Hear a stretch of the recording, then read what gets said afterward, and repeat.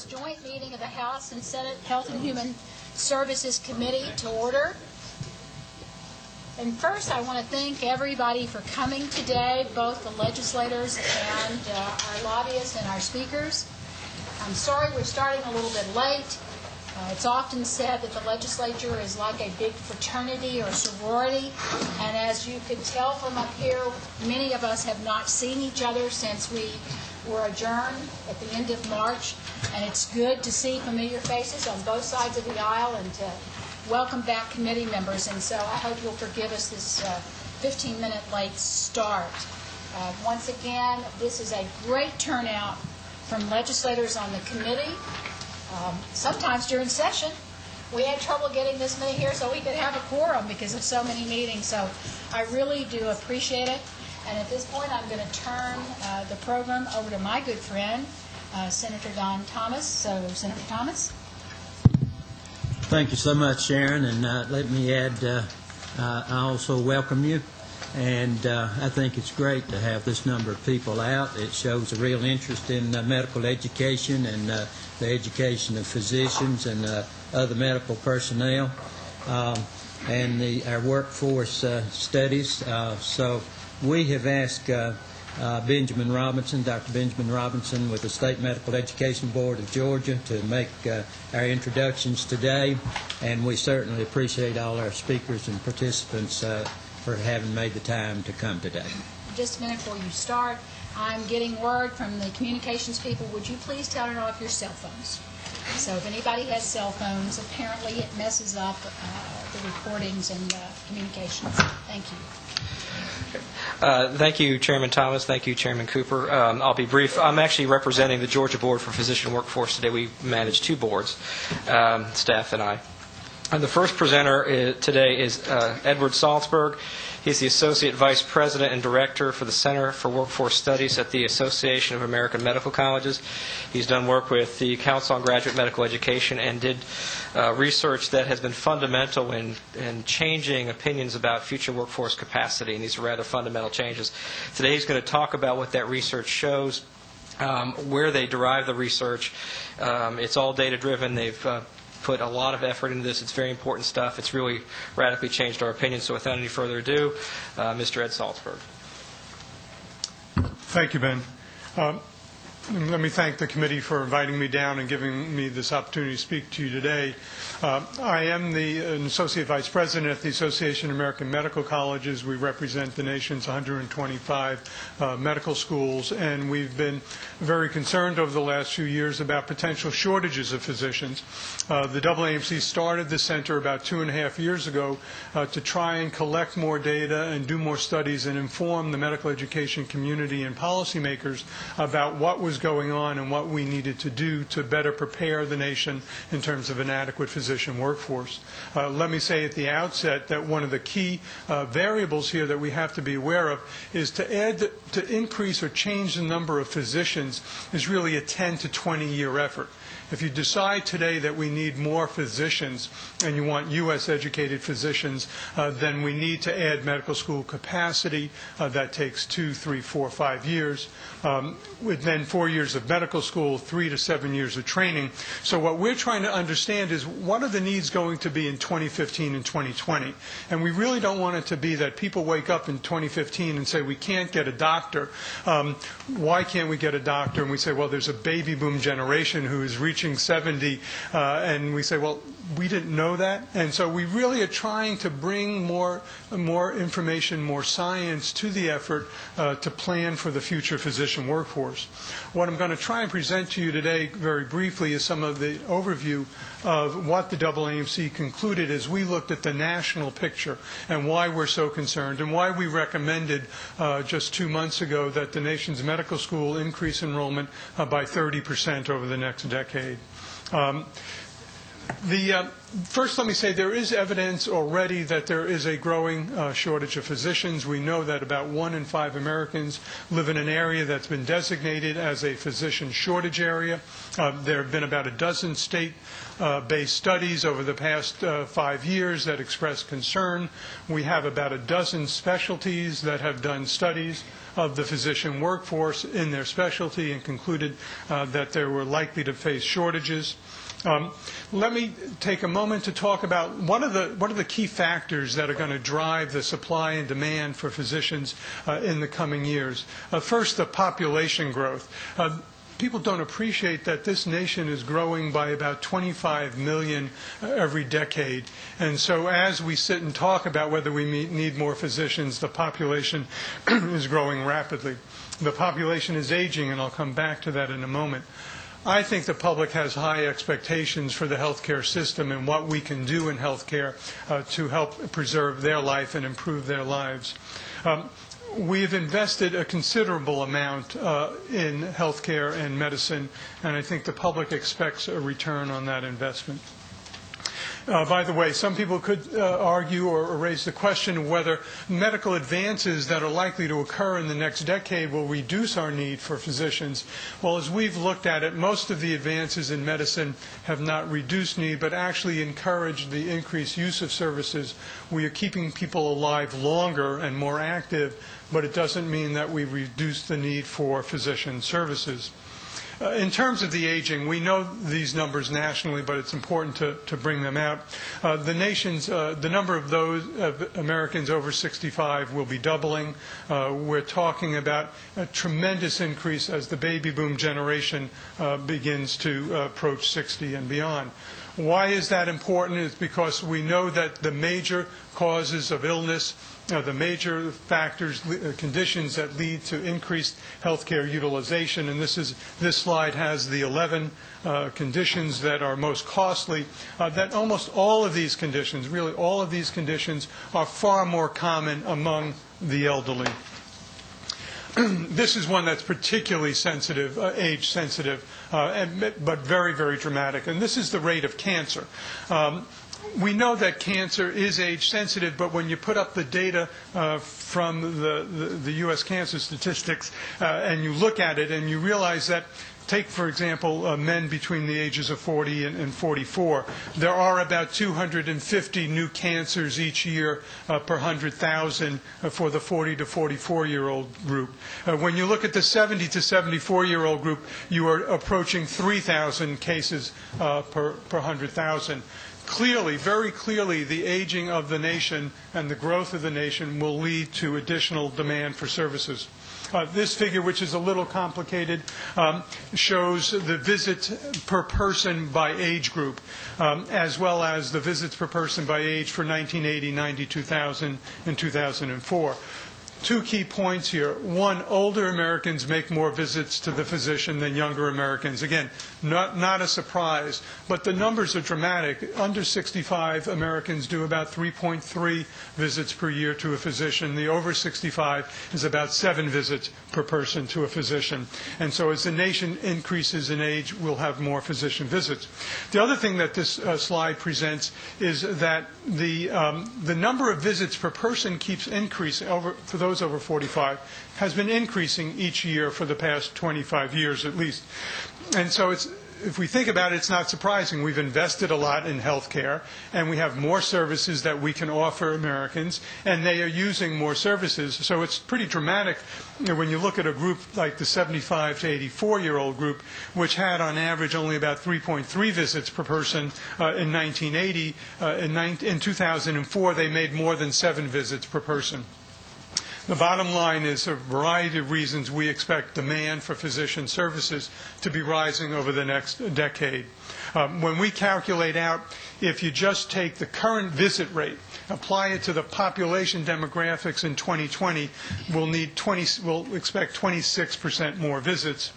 If the rate of growth of visits keeps rising as it has in the past, we'll have 53% more visits. And so for a whole variety of reasons, we see demand rising. What's happening on the supply side? A few driving key factors. First, medical school production was relatively flat for the last 25 years, and we're seeing the results of that as the physician-to-population ratio will begin to peak in the coming years. Clearly, international medical school graduates, and then the aging of the physician workforce. And let me talk a moment about that. This slide shows the age distribution of physicians. One of the things it shows is that there are 250,000 active physicians, 1 in 3, who are over the age of 55. We know this physician group will be retiring over the next 15 years. Clearly, a dramatic increase in the number of physicians over 55. That really reflects the big push in production in the 1960s and 70s. What this means, and this figure attempts to show that retirements, which are about 10 to 11,000 physicians each year in the early 2000s were retiring. We expect retirements to be about 22 to 24,000 by 2025. And so the growth, while the total number of doctors will continue to grow, the growth will not be as large as the U.S. population. I bring out this slide just to point out that the demographics of the physician workforce are changing. This is the percent female. The upper line is the percent of medical school graduates. We are now approaching 50% of new physicians are female. In terms of the actual workforce, it's about 30%. Now, I should point out that historically female physicians have worked fewer hours, slightly fewer hours, about 10 to 15% fewer hours over the course of their professional life.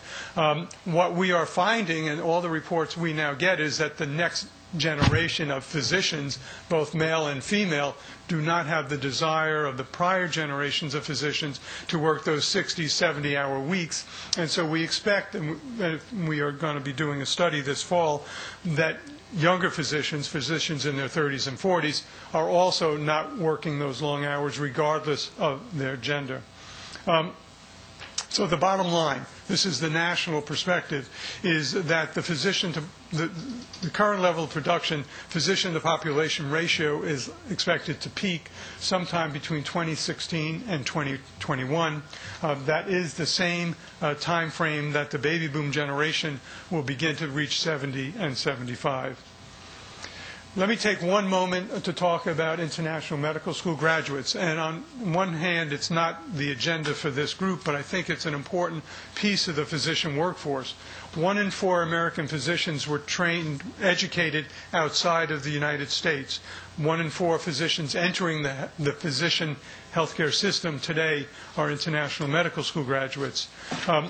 There is concern internationally about brain drain. There is concern about the over-reliance on physicians trained outside of the country. Some of you may know that the single largest source country of international graduates is India. We know that India is developing economically. I'm not sure we can assume that we will continue to have a steady flow of physicians from India over the next 20 years. And so there is concern about this great reliance on international medical school graduates. There's also concern that a growing number of those international medical school graduates are U.S. citizens who've gone abroad, particularly to the Caribbean. Many of you know there's been a major growth in for-profit medical education in the Caribbean, targeted very specifically to Americans who want to go to medical school and have not been able to get into medical school. So we know we have citizens who want to go to medical school here. We know we will need them in the future. And again, I think it builds the case for why we recommended an increase in U.S. medical school capacity. Let me talk a moment about what's going on in terms of expansion. Allopathic medicine, the MD, the medical doctor, in 1980, in response to a series of federal reports that said there was going to be a surplus of physicians, that medical schools stopped growing. We held constant the number of medical students that were entering our medical schools. During that period, from 1980 to 2005, the U.S. population grew by some 71 million. And so the reality is we have less medical school slots now than we had in 1980. We have urged our members to increase capacity, and what we're seeing now is about a 10 to 12% increase in the pipeline. So we are encouraged that the medical schools of America are responding to the call for an increase. we ask them each year in a survey about what their plans are, and we also ask them what are the barriers that they are facing. And these are the barriers that were cited in last year's survey. 50% of the schools said the available scholarships for students were a major barrier. Clearly the cost of expansion, but limited classroom space, limited lab space, limited ambulatory preceptors, and clinical training sites were also cited as a major barrier by the medical schools of America. As I mentioned at the outset about how long it takes to increase the physician supply. It is sort of, I looked at this, and I must admit, when my staff ran these numbers, I said, could you go back and rerun them? I don't understand how, if we added 30% graduates, we increase enrollment by 30%, we're only going to end up with about 33,000 more active physicians by 2020. And the answer is, if you slowly increase medical school enrollment over the next 10 years, and it takes a medical student 4 years of medical school and 3 to 7 years of training, they're just going to start trickling out in the next 10 years. And so it's already a little late, and many people, including people like Richard Cooper, who's written extensively on this, have concluded that we are already far behind the curve in terms of production of the physician workforce. And this is the physician population ratio, which I mentioned earlier. Without an increase, would be peaking in about 2016. With a small increase, will peak at around 2021. And we think it would be far better if we went up to 30% increase, which would hold us steady at least until 2025. One comment, because people sometimes think that America is a physician-rich country. And what they usually are thinking about is, how does America compare to Canada or England? And I will tell you that the Commonwealth countries do have a relatively low physician-to-population ratio. Those are government-funded systems of care and government-controlled systems of care. What you see here is other European countries have far more. And so the United States is not a particularly physician-rich country. Yes, we spend more a higher percentage of our gross domestic product on health care than others, but I would say it's not caused by the fact that we have a large number of physicians. Let me just mention overall strategies that I think we have to keep in our mind as we think about what are we going to do to assure that our citizens can gain access to health care. Again, we've recommended increased U.S. medical school enrollment and graduations. I think we have to be thinking about what can we do to keep physicians active longer. I know it's a harder concept, and sometimes people say, well, physicians are a privileged class, and why should we worry about them? We obviously have to worry about them if they're a physician in a community that has very few physicians or in a specialty that's in short supply. We have to look at how we can increase productivity and effectiveness, and there is some work going on there, and I think we have to do more. And we need to create more efficient healthcare systems and that can require fewer physicians. But I will tell you, one of my worries is people say, I think there is unnecessary services, or there are unnecessary services out there, and the Kaiser Permanente in California can get by with 25% fewer physicians, so we know we can do better. We can get by with less physicians. The reality is we have not been able to really change the American healthcare system. And I can hope that we will, but I just don't believe that we're going to be successful over the next decade in seriously reducing the demand for services. And I do think the aging and growth would overwhelm even those improvements in efficiencies. And then finally, we could increase the number of international medical school graduates. And as I said, that's not a desirable strategy, but I worry that if we don't do more to increase our physician supply, 2010, 2012, 2015 rolls around and our citizens can't get services, I don't think we're going to be like the citizens of England or Canada and say, okay, we'll wait 6 months, we'll wait a year to see a specialist or get a surgery. And so I think there would be pressure on America to recruit more physicians from overseas, and I'd rather not see us put ourselves in that position. The AAMC has recommended a number of actions to try and address the physician workforce needs for the future. I mentioned we've recommended that 30% increase in U.S. medical school enrollment, and that we felt needs to be done in part through the expansion of existing schools, but we recognize that in some parts of the country there is a need for some new schools as well. We've recommended an expansion in graduate medical education funding as well. let me be clear, and I know this has come up here in Georgia, that I recognize that medical education is only the first part of a two-part process, that physicians, to be licensed, to be fully educated and prepared, have to go through graduate medical education. So just increasing the first step is not sufficient to produce an increase in supply. As many of you know, Medicare, federally funded Medicare program, is the major source of financing for graduate medical education. There has been a cap on graduate Medicare funding since 1997, and that has significantly slowed the growth of graduate medical education training. And we are concerned that if we ask and our medical schools respond to the need and the call for an expansion, that if you don't increase graduate medical education, at least in parallel, that we won't produce the new physicians needed to serve Americans. We recommend needing specialty choice up to students, residents, and teaching hospitals, but they need more information. On that, let me make a positive comment about the work being done here in Georgia. We've tried to be, at a national level, data-driven and collect and analyze the data, and I think Georgia has really done a fine job. I spend a lot of time going across the country talking to folks in states, and I think the data being collected here and the analysis being done here puts you in a really good position to better understand what's happening in Georgia. And so, again, we encourage better information to inform decisions by students in medical schools and teaching hospitals. We've also recommended an expansion of the National Health Service Corps, which is really the major source of funding for students that want to go into underserved area. And you know, most of you know, student debt has been a growing issue of concern, that students are now graduating on average with more than $100,000 of debt.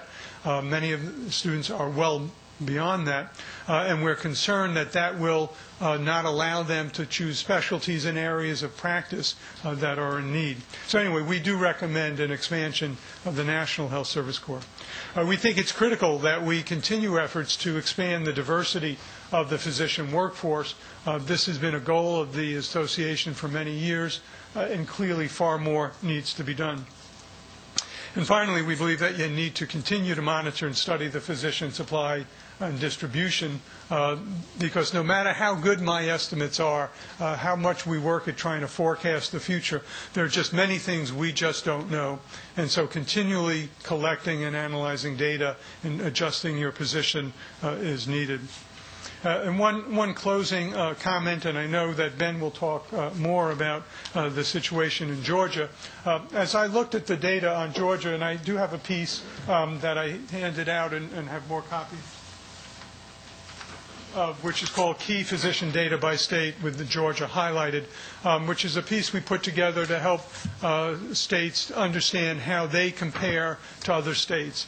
And it's a relatively simple, straightforward, and Ben probably has more exact figures for Georgia, but I wanted to show how each state compares on a variety of indicators.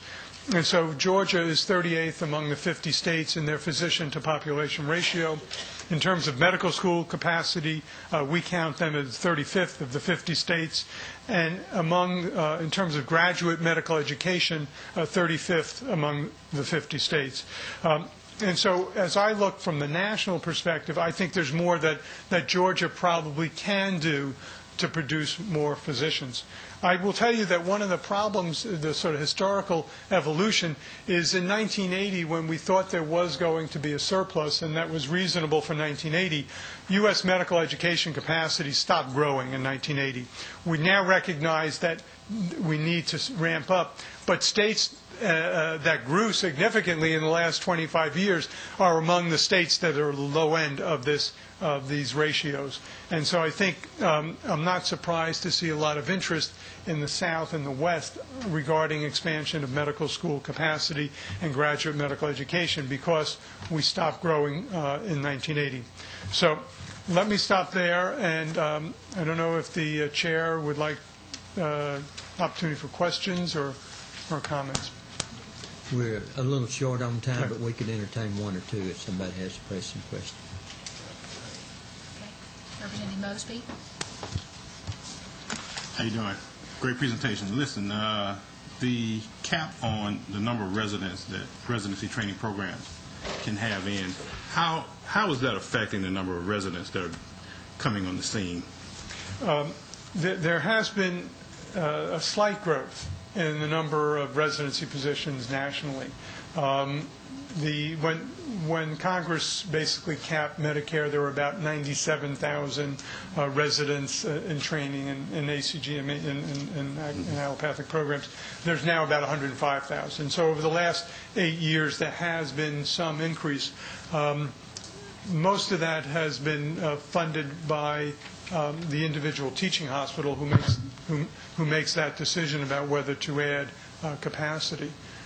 One of the concerns that I have would be that if you totally rely on the individual hospital to make an individual decision about whether to add a residency program in the absence of funding, I worry that their decision-making will be influenced by which specialties are going to bring more money into the hospital and less likely to add a specialty that may be needed but may not do very much for the hospital. And I'm not saying that's what they're doing, but I think in the long run, relying on sort of the voluntary decisions and the goodness of the intentions of teaching hospitals alone is probably not sufficient. Senator Hincks. Appreciate it. Just where we are now, kind of how did we get here? In other words, was there artificial shortage? Did the medical community say, kind of keep the doctors low to raise prices? Were people afraid to get into the medical because of the cost of going to school? Or was, managed care and the type of health system we have, period, to blame? How did we get to, and why are we where we are? I think there are two reasons. The first is the work done in the late 1970s, early 1980s, was really concerned that we were, at that point, growing too fast. We literally doubled the number of medical students in about 15 years because there was a federal capitation incentive program. And if we had kept growing at that rate, they thought we would have a surplus. In the 1990s, which is when I think we would have normally said, hey, wait a second, we're planning for a different era now, managed care came in the early 90s. And everyone said, well, tightly controlled managed care is going to look like the Kaiser system. We're not going to need all those doctors. And so that really dampened any enthusiasm or motivation or effort to build support for an expansion until really the to the early 2000s. And we are now seeing this change, and people are saying that we're not looking at how many doctors we need in 2000. We're now looking at how many doctors do we need in 2020. And so the picture has changed. Maybe I'm covering for the poor job of workforce planning we did in the past. Again, forecasting is very difficult, and that's why I want it to be as data-driven as possible. Just follow up. When you say we thought the need in the 1990s, we didn't think the need would be there. So who was controlling the access? The medical itself or government? Did they not see the need, or hospitals? Or, Yeah, it was the we. That was a collective we of the medical education community. 2/3 of the medical schools in the nation are state supported. You just couldn't go to a state legislature and say we need another medical school when you have reports coming out saying there's going to be a surplus of physicians. And so now that, again, the times are changing, the researchers are concluding that we're going to have more needs, and we are seeing discussions. I mean, whether you look at Florida or Texas, a whole variety of states are saying we've grown in the last 25 years. What do we need to do to assure an adequate physician workforce? One more question from Representative Cooper. Are there studies available that would indicate a correlation between where a physician does his residency or his advanced medical training and where he chooses to live after that training is completed? Yes. And in the set of tables, and I'll make sure, I think I have copies here so that everyone can have a copy. There's the figure 7, which is retention of residents and fellows in state. And the national average is 47% of the physicians. When we look back and said, physicians are practicing in the state, of those who did their training in the state, how many are still in the state? The answer was 47. The figure after, which is on medical school, that is 39%. So yes, residency training has a greater impact on where a physician locates than where they do their medical school education. I will tell you that if a physician does medical school and residency training in the state, you significantly increase the likelihood that that physician is going to stay in the state. It goes up to about 65%. So yes, if you're a state saying, how can we get physicians in our state, then having medical education and graduate medical education really is an important part of the picture. Mr. Salzberg, thank you very much for your presentation. You have also lessened my guilt over the fact that my 71-year-old husband, who is an MD and family practitioner, is still practicing. So I'll try to encourage him so we'll have less people that are leaving the workforce. So. Thank you very much. Appreciate the opportunity. And I'm 73 and still going. I didn't want to say anything. And we have Dr. Ben Robinson now.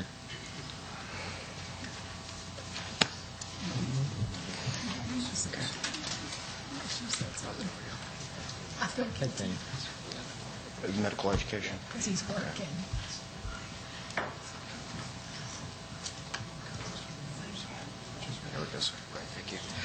Thank you again, Chairman, for the opportunity. My name is Ben Robinson. I am the director of the Georgia Board for Physician Workforce. I've been here about 3 years. And the Georgia Board, of course, has been here about 30 years now. I've been studying in various shapes or forms, but studying physician capacity for quite some time. What I'm going to do today is show some specific issues to Georgia that reflect what Mr. Salzberg was just talking about. And then speak about what we need to do or some challenges our medical education system confronts as it looks into 20 and 30 years down the road, and making sure we have the physicians we need. First of all, and I think this will come as no surprise, Georgia is a fast-growing population. That's one of the fastest in the country. During the 1990s, we added 1.7 million. In this half of this decade, since 2000, we've added almost 900,000, and we currently have about 9.1 million. We're now the 9th most populous state in the country. The census estimates that over the next 30 years, we're going to add roughly 4 million additional residents to the state. That's when you add that to what our population used to be, that's about a 100% increase from 1990 figures. Not only that, and I'll be quick here, the population is aging. Again, I think no surprise here. We've been hearing this for a while, but I think the extent of the aging is quite alarming. We are currently younger than most states, but we are growing rapidly. 65 plus is going to grow by 1.1 million in the next 25 years. If you look at these tables here, currently it's less than 10% of the population. It will be over almost 16% of the population by 2030. And as Mr. Salzberg was showing, the older populations demand greater access and services from the healthcare system than the younger ones. So we should anticipate, not only based on the growth in our population, we should not only anticipate a regular increase in demand, but we should an exceptional increase in demand as the population grows and ages. So that means we need to begin looking at what the current physician capacity is.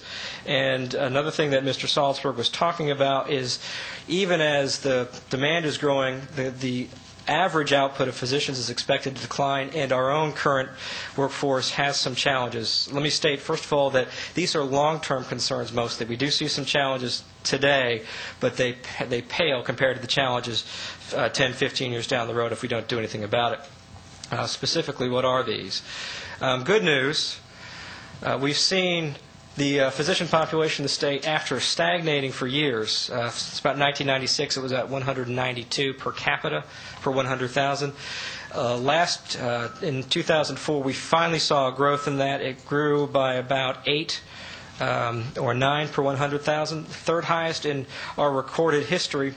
And that was because we actually added a lot of physicians the last renewal cycle. We added a little over 1,000, which is about a 6% increase.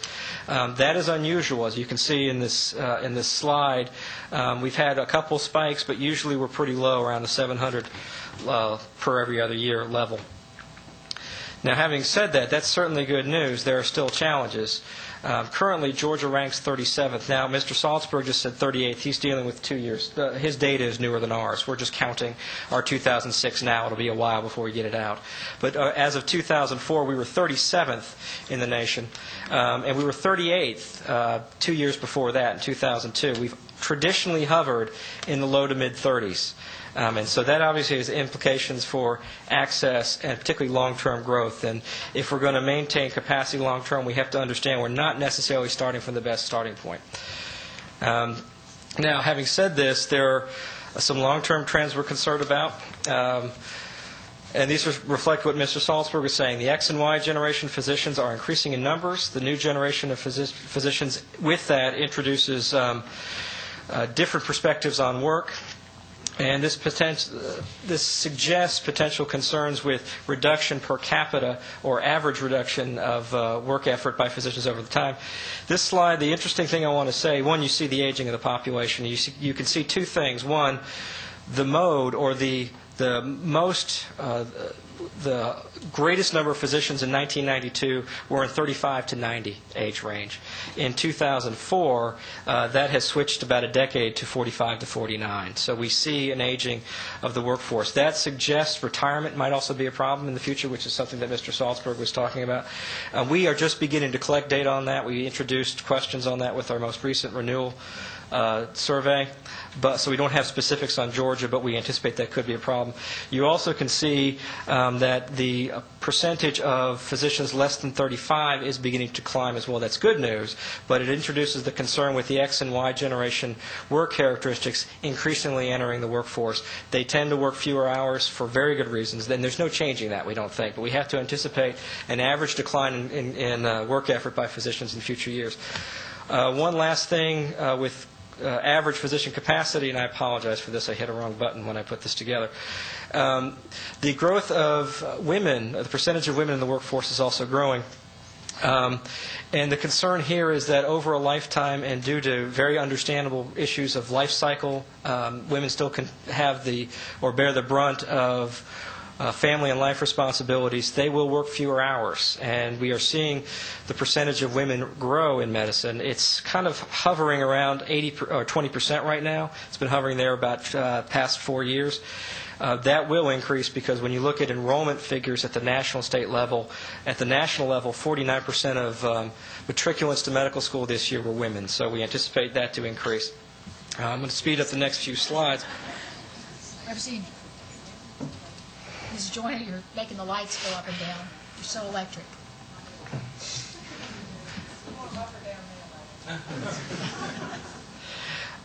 Even as these concerns emerge, we see some current ones right now.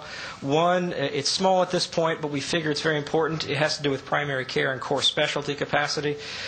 Since we've been keeping records, we've seen a steady growth in the percentage of physicians that report to be pediatricians, family physicians, general internists, OBGYNs, and also general surgery. For the first time since we've been keeping data, we've seen a reduction in the proportion of physicians that report to be those specialties. That is, again, very small at this point, not a concern yet, but if it continues to grow, it will be a problem in the future. Just some figures on where our trends are with specialties. Diagnostic radiology and gastroenterology, we predict they will be in shortage if their current growth trends continue by 2010. So that's why those are highlighted in red. The big one here is general surgery, actually, which has fewer per capita today than it did 12 years ago. And this is the case even as Georgia struggles with its trauma capacity. There's some other issues there, but those are kind of the highlights. And the last thing I wanted to stress was distribution. This slide here shows a comparison between urban and non-urban. MSA is an urban, it's a metropolitan statistical area. The non-MSA is the rural. If you look at pediatrics, for example, it's a 5-to-1 difference in capacity of physicians between urban and rural. There's about 3.2 per capita compared to 15.1 in urban areas. So that's a concern. A current one, and obviously as we begin to struggle more with physician capacity, those could easily grow. This just shows how they're distributed over the state in our primary service areas. 50% of pediatric primary service areas are in deficit. That's a 5-0. So people who are looking for help caring for their children might have difficulty in certain areas. Yes, family physicians and general internists can help with some of that, but you sometimes want the physicians best trained to deal with particularly unusual or very problematic cases. OBGYNs, 40%, not as stark, but family physicians and general internists can do this as well, at least the obstetrics part, but that's declining as more and more, and fewer family physicians are opting to get the obstetrics background and to do obstetrical work. That's where the current physician workforce is right now. What I want to turn to now is what does that mean for our physician capacity or our medical education system. What this suggests is that we have to look long-term to make sure our medical education system is up to speed to do what it needs to do. And as Mr. Salzberg was saying, the capacity of the system has historically been less than what it needs to be or less than what it's been in other states. We currently rank 35th in the country. We've hovered around 34th, 35th for a number of years. And our per capita enrollment for both medical students and residents is below the national averages. There has been some growth in some of these outputs, but it's only been recent. There was no growth in the 1990s, and all the recent growth in medical schools in particular has been very recent, and we have yet to see their outputs. Medical education, I want to kind of walk us through. I'll be quick here, but what it consists of, and so that this body can understand how the state has tackled medical education. It's unique to some of the other states. Undergraduate medical education, which I'll call UME from this point on, is provided by the medical schools. It's the training that students get during their 4 years of medical school to give them the basic science education they need. It's done through didactic classwork where you sit in front of a lecturer and they tell you things about science and anatomy. It also is done through clinical rotations in the 3rd and 4th year where they actually begin to be exposed to the specialties and how medicine is actually delivered. Georgia, with its UME, is very reliant on private medical schools. This was a conscious decision this body made years ago. The idea here is to capitalize on the resources that the private medical schools already have. And it takes about $90 million to run a medical school, but we spend currently about $33 million to bolster the support of the private schools in this system. We have one public medical school, that's the Medical College of Georgia. We have currently 4 private schools. We had an increase this year, and they currently train over 50% of our students. One thing we do with these, we put stipulations in contracts. One, primary care. We try to get at least 50% of our graduates going into primary care residencies, and on certain occasions we require that they fill a certain number of slots in the private schools with students from Georgia. What are the impacts? Quality UME provides a sound basis of knowledge. You can't practice medicine without it, so you need the UME side as well. Provides an opportunity to influence needed outcomes, and there are a couple here. Again, the primary care. As Mr. Salzberg was saying, medical schools themselves are not a predictor of practice location, but putting students from Georgia are. Students, through personal affinity, will gravitate back to things they're familiar with, either their hometown or home area, or rural versus urban, those kinds of things. So it offers an opportunity for us to encourage physicians to remain in Georgia and also go into underserved and rural areas. And through that, of course, it maximizes the state's return on investment. We've been very successful. One thing Mr. Salzberg didn't say, but it's in the material he provided, Georgia has the 11th best retention of medical school graduates in the country right now. So we are quite well off there. Just a couple things we've succeeded. These maps show where graduates from our 2 biggest beneficiaries go. Mercer has a 65% retention rate in-state once they finish their residency. Mercer has a rural focus as well, so they distribute very well throughout the state. Morehouse has about a 50% retention rate. That's above average. And they have a more of an underserved focus. They tend to, a lot of them go to urban Atlanta, and there are many areas of need in urban Atlanta. There have been some recent changes, and this kind of gets us into some of the concerns we see. We had a new medical school open in Sewanee last year. It sat its first class. This is the Philadelphia College of Osteopathic Medicine. Georgia campus. It's an osteopathic school. It sat its first class last year. 84 students moved to the second year. They have sat their second class. I don't know what the current capacity of that is, but it's around the same level. When they're fully filled, they will have, they estimate, 400 students being taught. We've seen some increase in enrollment ongoing on our existing medical schools. We have a sixth medical school being considered down in Savannah. And the total enhancement we anticipate from what's happened already is about 25%, and that's very conservative. But with the sixth medical school, it'll probably begin to range 35 to 40%, if not higher. So our UME capacity is certainly meeting the call that the AAMC has called for with 30%. Now, there are some challenges we see. Because there's been an increase in the cost of medical education in the past 20 years. Private schools, it's gone up about 160, 165%. Public schools, it's gone up about 300%. Now, the difference there is because the cost of public school was lower to begin with. So it's not as stark a rise as it seems, but it's nonetheless very substantial. There have been times recently in this state where there have been double-digit percentage-wise increases in tuition in this state. That was particularly the case 2004, 2005. And given Georgia's dependence on private medical school, education costs are likely larger in Georgia than they are elsewhere. And so this is something we need to think about when we're moving forward. These are some costs for medical education as of last academic year. Just to kind of show you what students have to pay to go to medical school. This is not counting things like transportation, room and board, fees, those kinds of economic costs students have to encounter. Very important is the medical education debt we see. Students are leaving residency with remarkable education debts. And this is important because it impacts what specialties they're going to go into. It impacts where they're going to practice. And in some cases, it can also impact interest in medicine in the first place. We've seen a remarkable increase over the past few years. Currently, 50% of students have debt in excess of $80,000, 42% in excess of $100,000, and 8%, almost 1 in 10, have debt in excess of $200,000. Those are remarkable amounts. Another challenge is clinical rotations. These are required in the third and fourth year. They are important in ensuring physicians begin to see not only the science of medicine, but the art of the science, begin to apply it on a day-to-day basis. They require access to clinical sites, hospitals, doctors' offices, whatnot. With the addition of the medical schools, that's going to be a potential concern. We don't know that we're heading off a cliff at this point, but it's something we need to be very mindful of so that we don't begin to build bottlenecks or, more importantly, begin to build clinical rotation sites out of state, which begins to funnel our investment out of state as well. Next is graduate medical education, GME. This is provided by the teaching hospitals and the residency programs. It's what enables physicians to specialize. It gives them very unique training so that they know certain body systems, certain disease states, whatnot, and gives them the expertise to do quality medicine on a regular basis within the community. Our primary focus in this state has been primary care.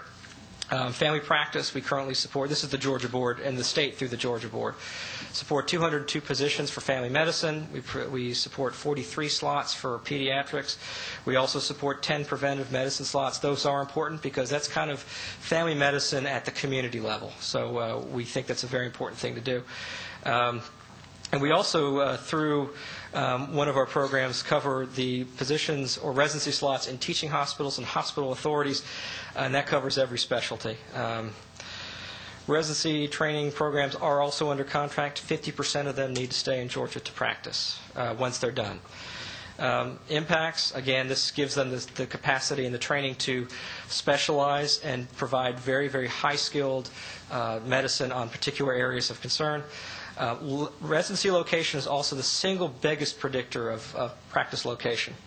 And through these, we can not only say, if you're in Georgia, there's a better chance you're going to practice here. We have some rural residency programs, and through that we also acclimate students to practice in rural parts of the state. And again, this is another way for us to maximize the state's return on investment. Again, we've been very successful. All programs supported by the board must retain at least 50%. We've had a couple things in the past where we weren't, but those have been taken care of, and our programs continue to be successful in that area. And the AAMC also reports that Georgia has the 14th best retention of GME graduates in the country. So we think it's working. This is just some specifics. 74% of our graduates in FP, that's family physicians, are retained over 5 years in state, 64% of pediatricians. These are, again, not all the slots, and some specialties are covered, but the ones that are covered, this is what we're doing. 64% in pediatrics, 68% in preventive medicine, and 62% in general residency programs covered by the board. There have been some changes to GME, but they're not as large by any stretch as what we're going to see in the undergraduate side. There has been some expansion, about 12% or so, since 2000, and this has been due to expansion of existing programs. There has not been a new hospital stepping up and saying we're going to run a residency program. I believe some are considering it, but nobody stepped up to the plate at this point. And so this growth is far lower than it's been seen in UME. And this is a big challenge because, as Mr. Salzberg correctly stated, we share his philosophy. What you want to do is get Georgia students into programs here because they're already more predisposed to come back to Georgia. Ensure they can go to residency in the state if they choose to. And that way, again, as Mr. Salzberg is saying, we're going to get a good return on our buck. And so that's the concern we see there. More specifically, some challenges. There actually has been some minimal reduction in primary care capacity. We lost a couple slots in OBGYN collectively over the past couple years. Family medicine, we lost 3. That's going to grow, actually. One of our programs is reducing its support of family medicine. Preventive medicine, we lost a few slots as well. And there's some other reductions ongoing elsewhere. Now, yes, our overall number of slots have increased. Let me be clear, that's because there's been a shift in some hospitals away from primary care. We do need subspecialists, but we also need to make sure we keep our focus on primary care. Declines are minimal, but must be watched over time. So specifics, Medicaid managed care, this is cautionary. We don't know that there's any concerns with this at this point, and we all know because of the growth, the rapid growth, if not uncontrolled growth in Medicaid costs, we have placed our Medicaid system under managed care. We are watching carefully. We did receive some assurances from the Department of Community Health that they were taking steps to ensure that there was no undue financial hardship that Grady Hospital and the other teaching hospitals had to bear because of this change, but it's something that warrants scrutiny because we don't know ultimately how it's going to. I've been told a lot. It's so new. It's been in place about 2 months. We don't know ultimately what it's going to do. We caution this body, the Department of Community Health, and we'll continue to watch it ourselves, to be mindful of that. Medicare is very important, and Mr. Salzberg was talking about that. The problems here, there was a cap put on Medicaid slots that are funded by the federal government, Medicare. That was placed on Medicare budget in 1997 through the Balanced Budget Act. There have been some tweakings of that to kind of adjust cost structure and whatnot. The most significant of which was the Medicare Modernization Act of 2005. It didn't fundamentally change anything. The caps on Medicare investment on slots are the same. What they did in 2005 is allowed individual programs to request some moving of slots around. There were about 3,000 unfilled slots, and they've allowed those to move around. Georgia did get some, but we are still trying to figure out the exact number of that and where it's going to lead us. However, it will not solve our overall capacity problems.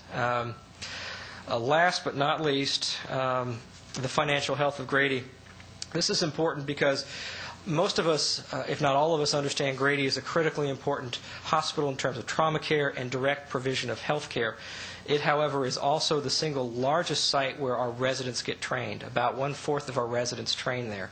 And through that, every single community in the state, they are providing the physicians for all of Georgia through that. It's something I don't know is as well known as it should be. One of the things I wanted to do here today was make sure that was understood.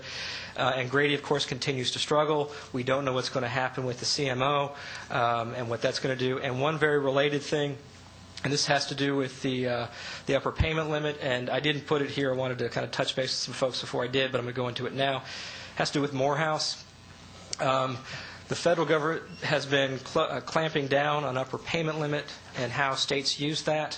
And, of course, Grady and other cuts through Medicaid and Medicare have made things very tough on Grady. It has, at this point, having to retain its UPL. Historically, it has allowed Morehouse to use that for matching our dollars, the Georgia Board dollars that are given to it through the operating grants. Were matched with Medicaid dollars, about 60-40.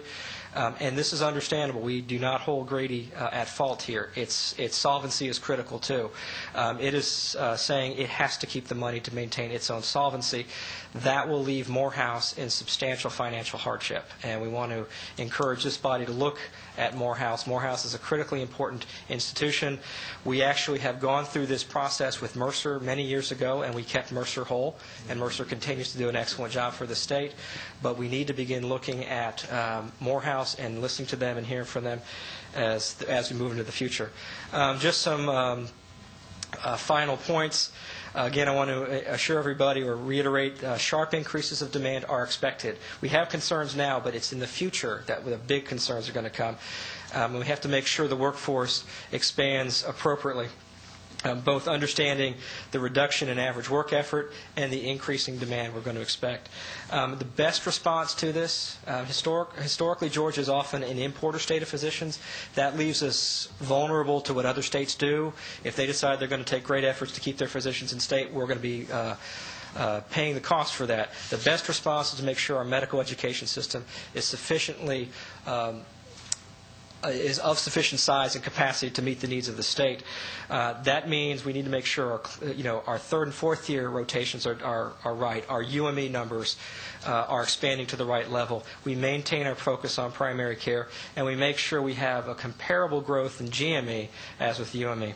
And I think ultimately we explore ways to address and account for funding constraints on this system.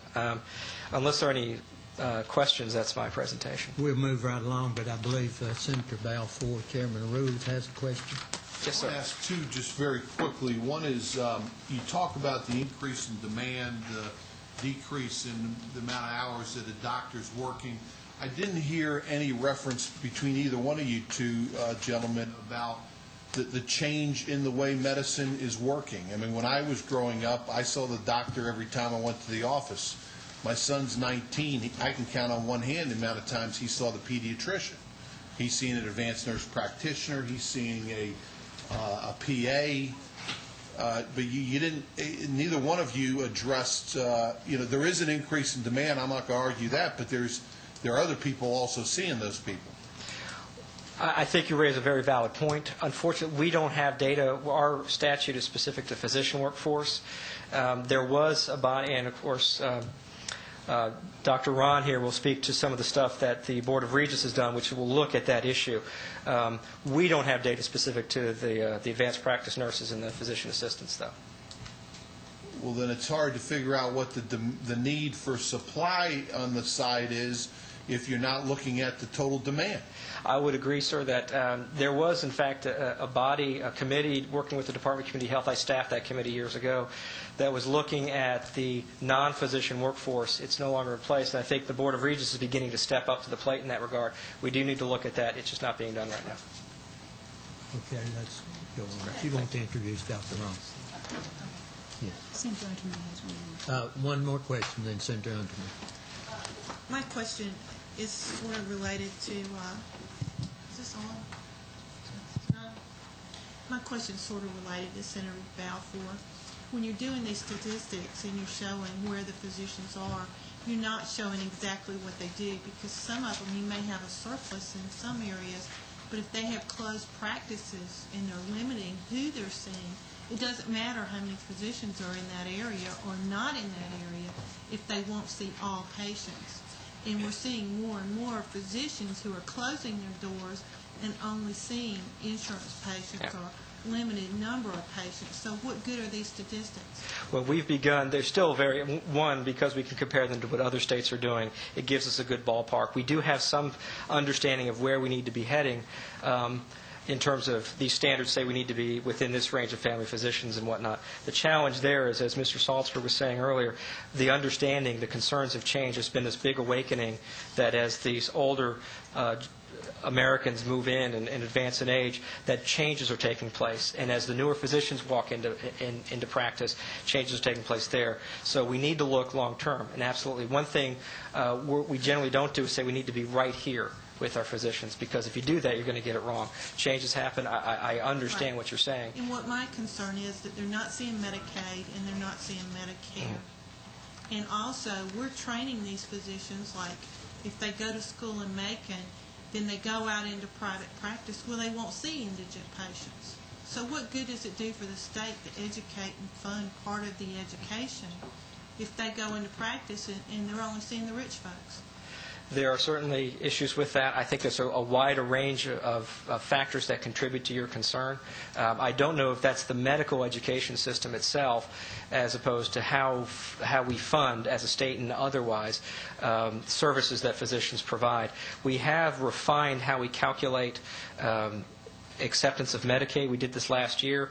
We wanted to know more, are you taking new Medicaid patients? We actually have historically calculated how many people accept Medicaid. We don't think that's sensitive enough, because 80% of folks do, because if they have one or two patients, they'll see them if they've had them for 20 years. So we're trying to refine that. We do think your concern is very valid, and we are listening to what the physician community is saying about the changes we're making in our Medicaid reimbursement, to see what that's going to do. Thank you.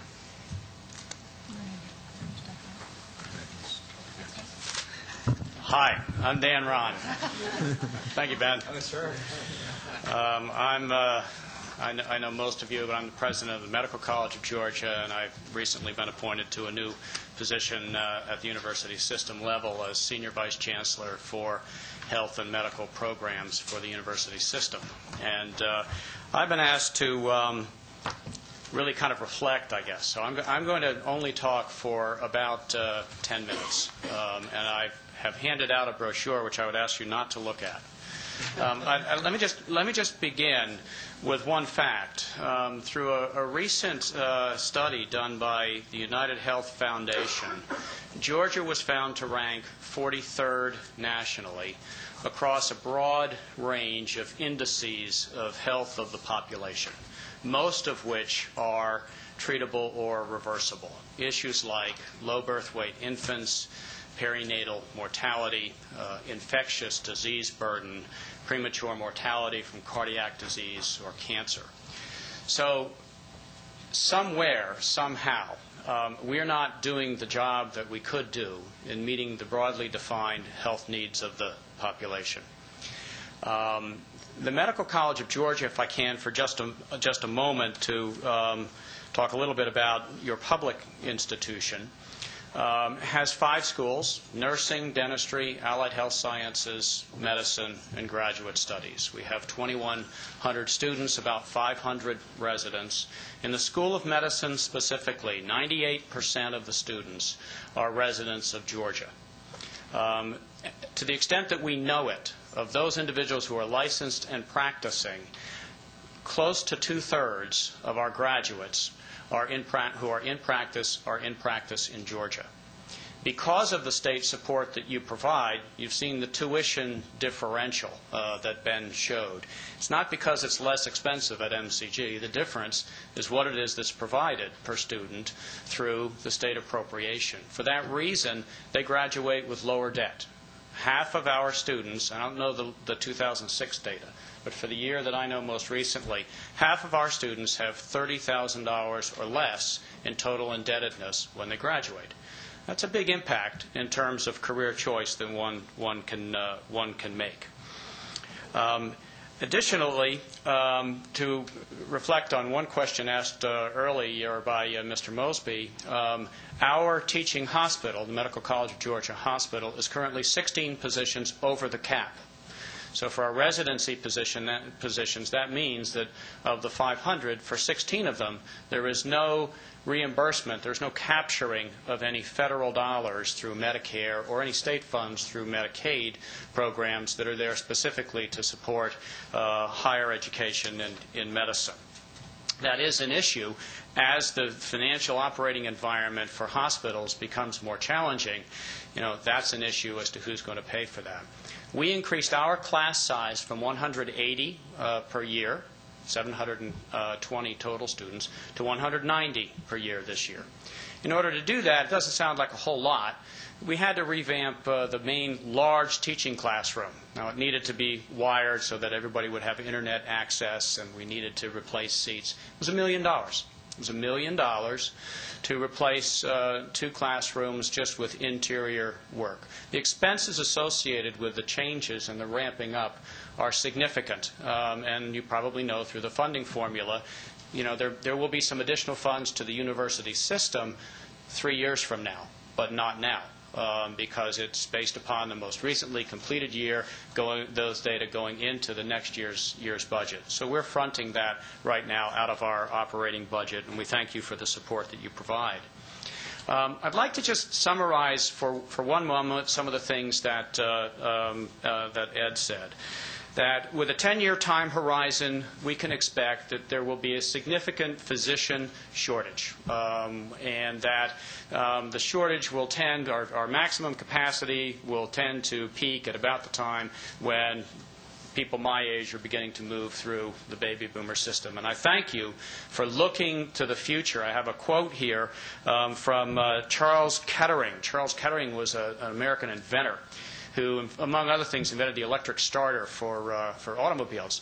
He said he likes to focus on the future because he plans to spend the rest of his life there. So I thank you for focusing on the future. So we really are we're looking out 10 years, but changes made today won't have any impact on practicing physician workforce for at least 10 years.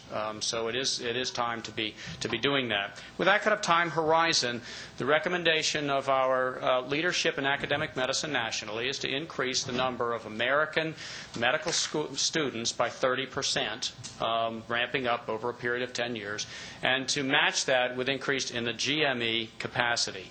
Can't overemphasize the importance of looking at both components. Medical student graduation rates alone have no impact on the number of new license-eligible physicians each year. That is determined entirely by individuals who have completed residency training. So you must have a GME strategy as well. The drivers of this are aging of the population growth, changing expectations of the population, medical advances, increasing the capacity of what we can do. I graduated from medical school in 1976. There is no condition that I'm aware of that's treated the way it was when I graduated from medical school, not even a strep throat. So, our changing expectations, changing capabilities, and also the conversion from acute to chronic illness really changes the way in which we need resources within the system. And then there are changing expectations of physicians themselves, based upon what their expectation is from their profession and their commitment to their profession, gender differences, projected retirement ages. I would speculate that most of our current under 40 physicians are not planning to work until they're 71 or 73. And so that's an issue as well. Now, I have little wisdom to add to what Ed and Ben have spoken to here this afternoon. I had the privilege recently of chairing a task force for the university system. I didn't produce slides on this, but I have all of the data. I've given you each a 68-page report of our final report provided to the Board of Regents. I can summarize that by saying that we were charged to review the university system's current health professional program array and capacity, looking across all disciplines, not just physicians, but looking at allied health, nursing, pharmacy, mental health professionals, dentistry, the whole array of health professional programs, to assess projected workforce need by discipline, to analyze gaps, and to make recommendations. And to summarize our findings, we found that there is no discipline, no practicing health professional discipline in which Georgia as a state reaches the national mean adjusted for population.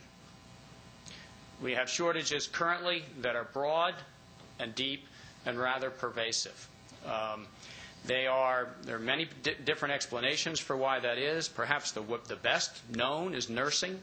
Our understanding, to the best that we understand it, is that we are short about 900 nurses, right? 9,000 nurses in comparison with current demand.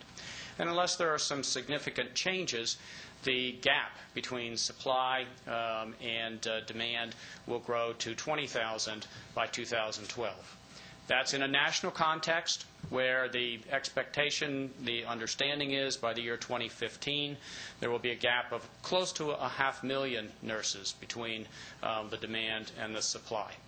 So nursing is very well known, but the same kind of pattern plays out in pharmacy, it plays out in allied health professional disciplines, and mental health disciplines, and other disciplines. So this is not just an issue having to do with physician capacity, it's an issue having to do with the capacity of the entire health system. And what I would encourage you to do is to really look at the entire system, because in healthcare, everything is connected to everything else. And it isn't sufficient to just look at physician supply, as Senator Balfour said. We've got to look at who is qualified to provide which services, how many of them are we preparing, are we placing them into the areas of need, is the funding or the incentives set up in a way to encourage them to go into positions of greatest need. Are we working collaboratively between higher education, the practice community, the hospital community, government, our licensing boards, our professional societies? Do we in fact have a health professional workforce plan that is in some way linked to our best understanding of the current and projected health needs of the population that we're all here to serve? Now that sounds pretty simple, but it is extremely complicated. And when you pull on one lever, you cause ramifications that move throughout the system in a variety of ways, some of which are predictable and some of which aren't. So it really is important, I believe, for the legislature to assert that the health of the population is a very important role. And it's an important issue to be cognizant of and to pay attention to. And to engage all parties in working collaboratively on the best potential solutions. We in higher education have our responsibilities, to be sure. Our professional societies and associations have their responsibilities, but everybody has a stake in this.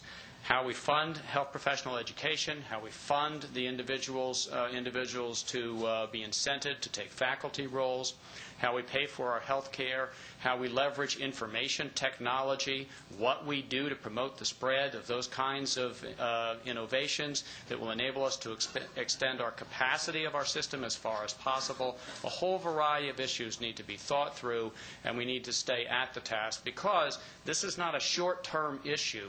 The issues involving the capacity of our health system are issues that are structural in nature. They have to do with the way our health system is designed, and they have to do with our population and what we expect to be happening with the population as we look down the road. It's not a short-term issue, and unless we plan to outsource our health professional education internationally over the long term, we're going to have to really take responsibility for it. So I don't really have any solutions to offer today. What I can tell you is that the university system is going to work at the level of the system to assure that what we're doing is leveraging our assets as well as possible in a coordinated way, working in concert with DTAE to try to expand our capacity and increase the capacity across all the health professions as quickly and as rapidly as we can. And I'll be happy to answer any questions. Chair Lady Cooper. Dr. Ron, when you're talking about it, the problems being across disciplines and all, is that an example of the fact that Kennesaw State last year turned away 9 qualified students that wanted to go into nursing and took 1, and they said it was because of not enough faculty members and because they needed a new nursing building and just lack of space to take them? I won't speak to the facilities issues, but let me just, our information, best available information within the university system is that at this time we don't have a pipeline program. We don't have a pipeline problem. We have adequate qualified applicants. We don't have adequate diversity among those applicants, but we have adequate qualified applicants.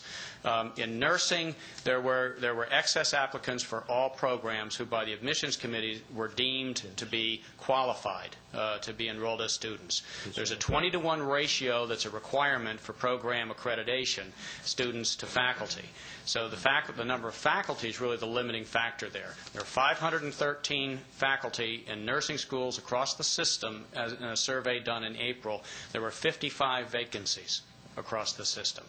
And that was expected. There were 19 additional retirements expected. So in nursing in particular, faculty capacity seems to be the primary limitation. Secondary limitation is clinical placements. Do we have adequate clinical placements for the clinical components of the training? The facilities issues are probably number 3. So that is an issue. Representative Lunsford. No, sir. I'm sending him. Okay. Senator Hill, Judson Hill. Thank you, Mr. Chairman. Thank you, Mr. Chairman. Doctor, I've got a couple of questions. One is, if you factor in the national population growth over the last 25 years, where are we at the national level? Do we have more physicians per 100,000? Do we have less? Well, I believe that Dr. Salzberg data includes that somewhere. We right now, go ahead, Ed, nationally. We do have more physicians now nationally, and we will continue to grow for the next decade. Per 100,000? Per 100,000, although the growth per 100,000 is very slow at this point. But we are still growing, yes. So is it a Georgia issue on the physicians are not coming to Georgia versus other states? You look at some of these graphs and you look at the small states, obviously, like Massachusetts, can have more per 100,000 maybe. Well, again, I mean, Ben may have some ideas about this as well, but our medical student to population ratio is in the mid-30s for the states. Our physician to population ratio is up this year, up in 2004 for the first time, and it has been below the national average. Our residency slots per population is in the mid-30s as well. So we're a net importer structurally for our system. Based on the state's growth, we have to be a net importer. And we will be even if we increase our numbers by 25%, we would have to increase our residency positions really dramatically. I'm not aware of exodus from the state. In fact, last year was a very good year, 1,000 new licenses issued. And I don't know, Ben, do you know how many of those are from outside Georgia? No. Okay, so I don't know the answer to that. Yes, sir. In a follow-up, you've also said it's the way the health system is designed that really is one of the key influencers. You have 2 or 3 suggestions, recommendations, solutions, you said you didn't offer any of those, but maybe factors that are impacting on your opinion? What I meant to say is that the capacity of our health system to meet the health needs of the population is not just a manifestation of the numbers of professionals. It's also a result of scope of practice issues, teamwork, our ability to leverage information technology. The United States is generally deemed to be significantly behind most of the rest of the Western world in terms of the entry of information technology and its use in healthcare. That there are just lots of different moving parts that interact with each other that impact on our capacity. And so I don't think we can look at individual issues in isolation. What Dr. Salzberg said, though, is absolutely true, that as one looks at advances over time, no advances to date have reduced our dependency on the numbers of health professionals across the whole board. One more question, Senator Balfour. The question was brought up earlier about nursing, and I think you mentioned 3 things: teachers, clinical, and facilities were the 3 items about filling nursing slots. I was sitting down with Gwinnett Tech just the other day. I brought up teachers because that's what I keep on hearing. They're telling me they have plenty of teachers. They have 2 hospitals in Gwinnett County who are looking for clinical nurses in there and plenty of slots. They have the facilities, but the nursing board continually turns them down for approval. And the question is? Well, I mean, if those are the three things needed, and we have them all taken care of, and we have a nursing shortage, what is the nursing board doing, turning down a group that has all the supplies ready to put nurses into the system, but a nursing board is turning them down? Well, Senator Balfour, I'm not a spokesperson for the nursing board. What I can speak to is the university system. We have 28 different programs in the university system, not DTAE. 28 different programs. They have geographic dispersion, and their limitation is 55 faculty vacancies. It's not for us, it's not the number of programs. And for us, it's developing faculty and retaining faculty in practice roles. Gwinnett Tech may be in a totally different circumstance. Dr. Ryan, thank you very much. Maybe I'll go back and get a part-time faculty position to supplement my income from being a legislator. So we need to move on. Good. Okay, Dr. Dr. Robinson, you introduce the next speaker. Oh, he didn't know. Is he different? I think that's it. I don't think he knew, but I guess he knows him. Yeah. Okay. Yeah, I think I could go back. Again, to be quick, the next person is Dr. Jim McNatt. He is with the Composite State Board of Medical Examiners, and so he obviously lives a lot of these issues we're talking about on a daily basis. And so, without any further ado, Dr. McNatt. Thank you. I appreciate the opportunity to be here. I think my main purpose in being here is to be held accountable for the recent legislative initiatives, and I was going to update you on what the medical board has done in those areas. I wanted to start off basically with a brief overview of the state medical board. It's an independent agency administratively attached to the Department of Community Health. There are 13 members from across the state who serve.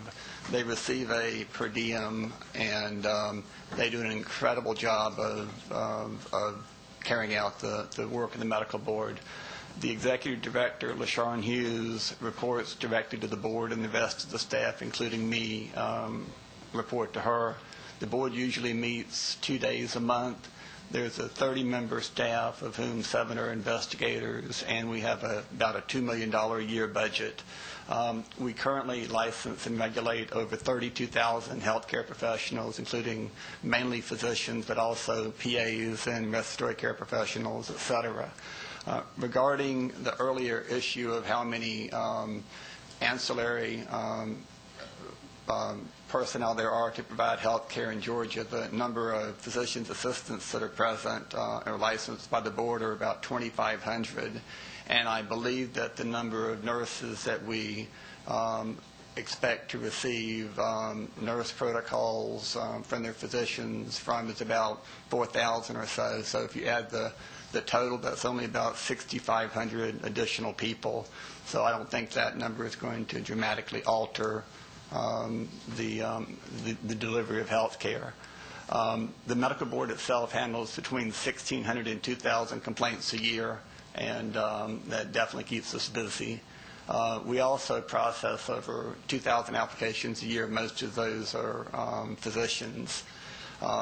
Balancing that, as we've heard earlier, the new applications for physicians is the people every 2 years that don't renew their licenses. So there has been a small increase in the number of doctors that are currently licensed.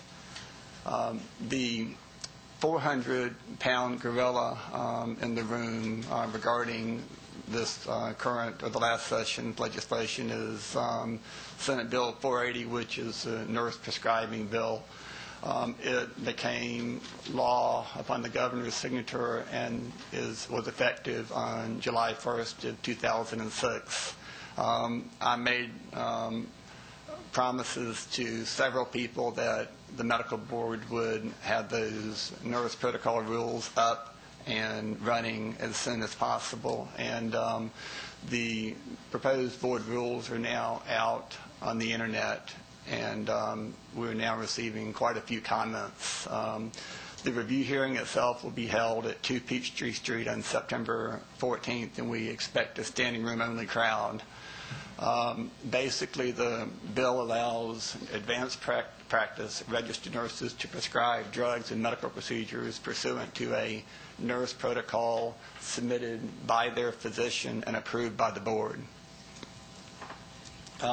Some of the proposed nurse protocol considerations are that, in no particular order here, is that nurse practitioners will be able to prescribe controlled substances schedules 3 through 5 only with a personal DEA registration, and the DEA still has not responded, as far as I know at this point, to when that registration will be available to advanced practice nurses in Georgia. They are not able to prescribe either Schedule 1 or Schedule 2 substances. Another issue is that the law and the rules require that the physician be licensed in Georgia, the supervising physician be licensed in Georgia, or that the principal place of residence, if it's out, or practice, if it's outside of Georgia, must be within 50 miles of where the nurse protocol is being utilized. The law requires that physicians personally evaluate patients seen by nurse practitioners and who are receiving controlled substances at least every 3 months. And in addition, the rules as currently proposed by the medical board require that any patients receiving prescriptions of any kind be evaluated by a physician every 6 months. Moving on to that, and I'm sure there will be some questions about that at the end. Another law that was passed and effective on July 1st was the physician's assistant handling of drug samples. Basically, we have added a duty to the basic job description of physician's assistants that allows them to receive and distribute pharmaceuticals, including samples, as an additional duty. And there are some additional rules that are under consideration by the Attorney General's office. I might add that the nurse protocol rules have been carefully created with the assistance of the Attorney General's office also. There were several scope of practice bills that came before the legislature this past session, including the optometrist, the psychologist, and the chiropractor bills, and none of those passed this session, but I'm sure that that we will hear more on that. And the medical board is interested in this, and I'll be available to respond to any questions regarding the medical board's input on this. I think their interest is primarily that most of the duties that we're talking about here are under current law are the practice of medicine and currently under the jurisdiction of the medical board. The electronic prescription drug law was actually passed a couple of years ago in its basic form and has, I think, since been modified. After a number of attempts, the electronic prescription drug rules have been had finally reached a final hearing, and they were adopted on August 16th, and I think that's going to be a great boon for doctors and patients in the state to be able to prescribe electronically. Is going to, I think, provide some additional patient safety. Schedule 2 controlled substances are not included in the bill or in the rules, and will not be until the feds decide that that's a possibility. Right now, Schedule 2 controlled substances still require a handwritten signature.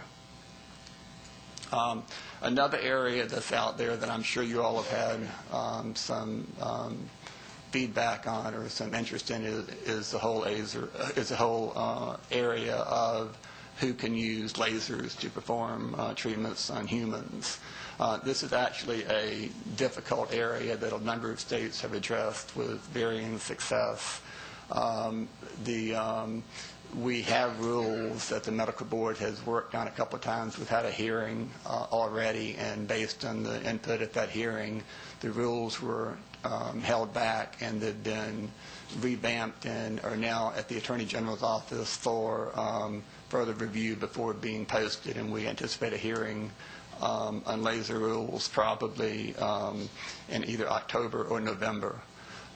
Basically, lasers, or the medical board's understanding of this, is that lasers are FDA Class 2 devices. They're Class 2 prescriptive devices that can only be sold to a licensed practitioner with prescriptive authority. That includes physicians, veterinarians, dentists, and podiatrists, I think. There may be one more. And the medical board's position is that the use of lasers on patients is the practice of medicine. We have had various cases involving laser use, but we've never had any definitive rules to point to, so I think this will be a great service to both providers and patients when they are finally adopted. So the question then is, who can use lasers to treat patients? And currently, the answer is that licensed physicians can do so, PAs with additional duties under a basic job description, or advanced practice registered nurses under an approved protocol, and also qualified personnel such as a medical assistant under direct physician supervision.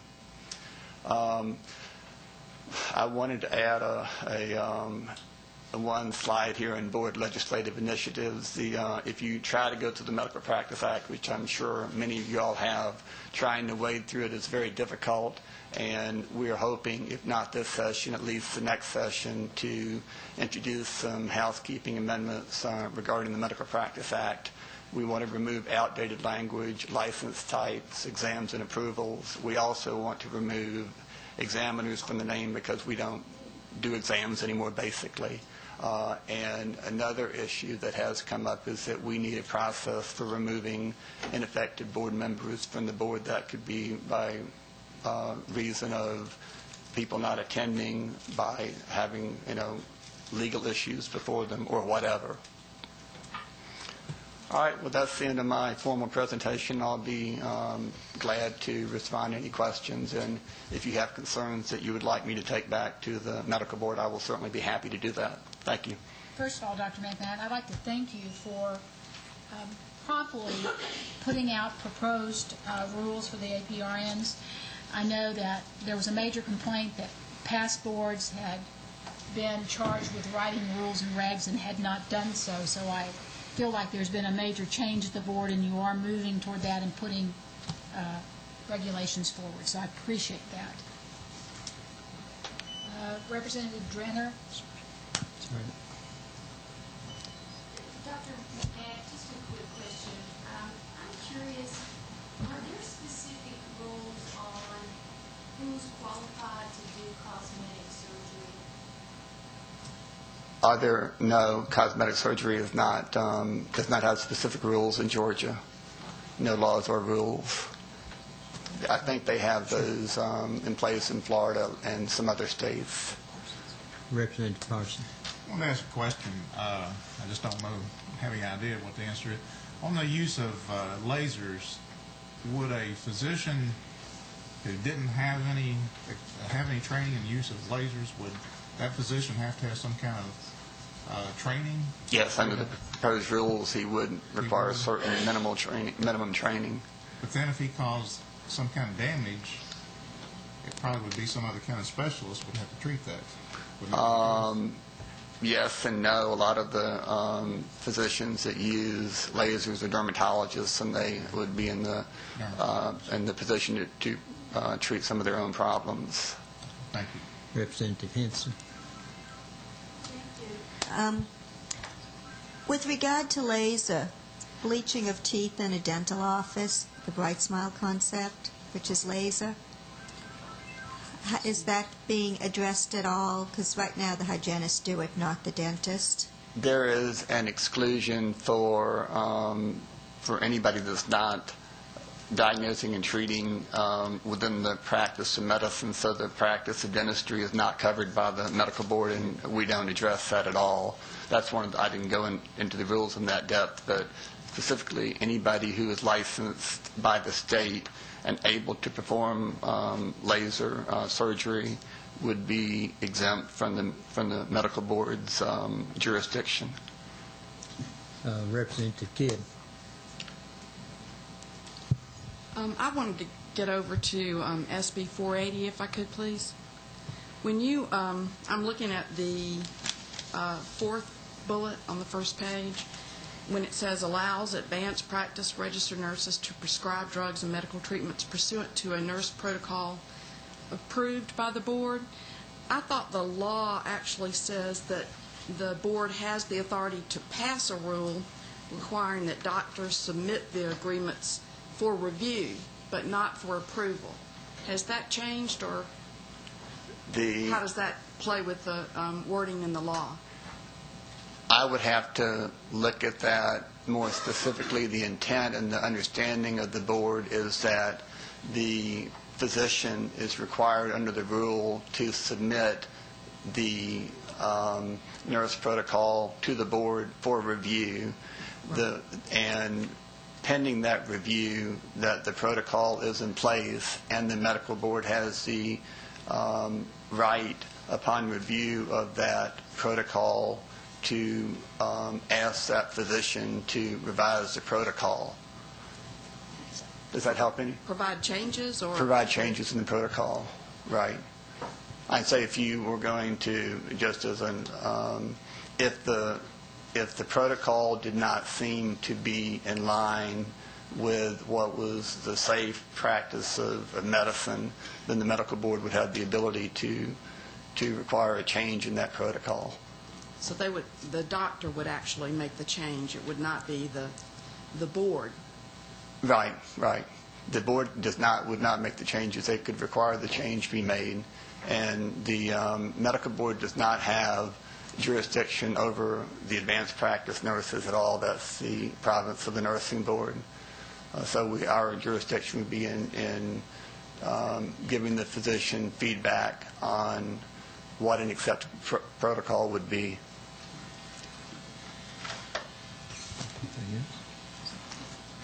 Thank you very much, Dr. McNair. Thank you. Thank you.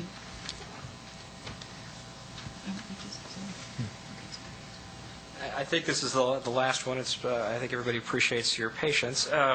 Next is Mr. Rob Roscher. He's the Executive Director of the Division of Health Planning in the Department of Community Health, where they've been working on the Certificate of Need issues that have been raised recently, and he's going to provide, I believe, a brief update on that. While Mr. Roscher comes, I do want to thank the committee again, and also our audience for allowing us to cover so many subjects, but it is hard for us to get together. Members have traveled from across the state, from almost to Florida, and so we thought we would try to get as much of an update as we possibly can. Rob, thank you very much for coming, and Dr. Matt and all the other people that have presented. Thank you. I'm Robert Roscher. I'm the Executive Director of the Division of Health Planning for the Department of Community Health. As most of you are aware, the legislature has established a Certificate of Need Study Commission, the Commission on the Efficacy of the Certificate of Need program. And I must say, Dr. Ron is the chair of that commission. I feel like I'm talking, well, I'm not behind his back, but I'm talking about him and he's here. So it's a bit awkward, but I'm sure you'll correct me if I get anything wrong, Dr. Ron. Awkward, yeah. Senator Balfour also serves on that commission, so I'm sure if I get anything wrong, he'll correct me as well. In your packet, there's a list of the members who serve on the CON Commission. The first commission meeting, and what I intend to do is just give you an overview of where the commission has been, where it is now, and where it's going in terms of time frame and its agenda. The commission first met in July of 2005, so they've been meeting about a year. And up till about April of this year, what they had been spending much of their time doing is getting presentations from stakeholders in the healthcare industry.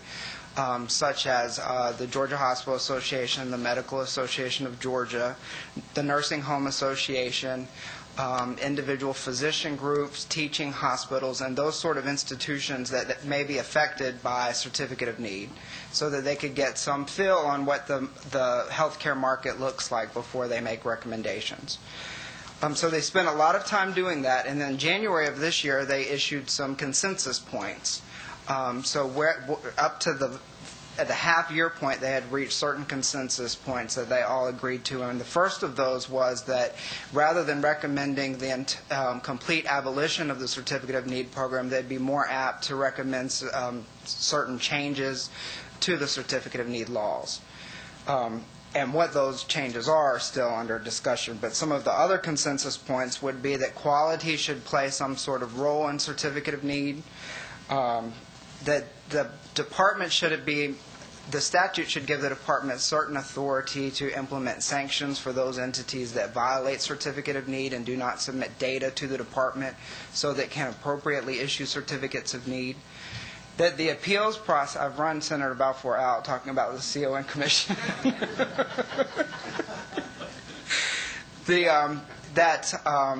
The appeals process for Certificate of Need is lengthy and rarely results in any changes to the initial decision to issue or deny a Certificate of Need. So that was something they were concerned about. And finally, that cross-subsidization in health care significantly impacts any recommendations and makes the work of the CON Commission much more difficult in terms of recommending any changes, because cross-subsidization really impacts all the facilities that are affected by Certificate of Need, and getting rid of or making changes to Certificate of Need would significantly impact financing of those organizations. So that's where the Commission had been up to the beginning of this year, and then the Commission met after it had all of these stakeholder presentations and decided that it would create a work plan for the rest of the year and decide to engage a consultant. And so it put out an RFP to engage a consultant, and it received 2 responses, one from the Georgia State University Health Policy Center and one from Navigant Consulting, which is a private firm. It selected Georgia State University Health Policy Center as its consultant. Before it decided to put out an RFP, there was concern that it would be difficult to obtain a consultant because many individuals already out there who could potentially serve as a consultant have made up their mind about Certificate of Need, or they've made it clear what their position on Certificate of Need is. But what the CON Commission did in its RFP is say that it would receive no recommendations from the consultant, just data. The consultant would obtain data, access data, quality data, financial data from certain states and compare that to Georgia, but that the CON Commission itself would make any recommendations. The consultant would make none. So the consultant chosen again was the Georgia State University Health Policy Center. Also in April, the Commission decided to break itself up into subcommittees. There's a document in your packet called the Organization and Process of the CON Commission. And on page 3 of that document, I'm sorry it's hard to read, it's in black and white, there are 4 subcommittees that the CON Commission broke up into in order to continue its evaluation process and to make initial recommendations. And there are the Acute Care Committee, which would focus on acute care issues. The Long-Term Care Committee obviously would focus on long-term care issues. There's a committee called the Special and Other Services, which would focus on ambulatory surgery, which is a substantial issue that the CON Commission has been discussing, the differences between hospitals and physicians in regards to ambulatory surgery centers and the Certificate of Need process. And the final committee is a Legal and Regulatory Committee that would focus on legal and regulatory issues, such as the CON review process, the appeals process, and what is exempt from obtaining a Certificate of Need. That's the committee that would focus on those issues. So since that time, those subcommittees have been meeting, but they are waiting on obtaining data from the consultant. And the consultant is under a very tight time frame. They were selected in July, and they need to have data from 10 states to us by the end of September, of course in a comprehensible fashion, preferably. They have selected 10 states, and that's in your the second handout. third handout in your packet called the Effective Certificate of Need Laws on Healthcare Delivery. And this was actually a presentation given by the consultant to the CON Commission. On page 5, they list the states they have chosen to compare Georgia with. Those 5 states are 10 states, are Maine, West Virginia, Washington, Iowa, Florida, Massachusetts, Wisconsin, Oregon, Colorado, and Utah. And the reason they selected those states is, first of all, they have a very short time frame, and those states all submit data to the federal government. They participate in a program where they freely give health care data to the federal government, so it's in a centralized source. That was one of their reasons. The other reasons are they were looking for states that have no CON program, states that have a CON program but not as detailed as Georgia's or comprehensive as Georgia's CON program, and then states that were the same type of regulation as Georgia in terms of CON. They had a very robust CON program. So the states here, they're listed the number of services that are covered by CON, and a rank is where they've given them a rank based on the detail of CON regulations and the statutes and how many services are covered. And they've picked states that are as regulated as Georgia, some that are less regulated, and some that have no CON regulation at all. So that data is due to the Commission by September 30th. What is the Commission going to do with that data? The Commission is going to review that data and come up with its final recommendations in its subcommittees before it intends to do so before the end of the year, so that it'll be ready for the next legislative session. Of course, that's a very tight time frame, and so what's in your packet is some set meeting dates and some possible meeting dates of the Commission and the subcommittees of the Commission so that they complete their work. And again, it is their intent to have some final recommendations before the next legislative session. If by chance they've discussed a backup plan, if they're not finished by the next legislative session, they will have some recommendations, because there are some things that can be easily agreed upon and consensus can be reached upon. And then statutorily, they're not abolished until July of 2007, so they would continue their work. But they would have some initial recommendations before the next legislative session. Okay. Thank you, Rob. I mean, I think I've been attending as many of the CON meetings as I can make. I have one question that came up because of something you said, Rob, but before Mr. Salzberg leaves. One of the groups that has been testifying has been the general surgeons, and wanting to be recognized as a specialty, which we do not recognize them as a specialty in Georgia. I think, Mr. Salzberg, you said that general surgeons are decreasing across the country, and these are the guys who do the gallbladders and the trauma surgery and take care of you when you're in a car wreck and have your spleen worked on, and yet across the country they are decreasing.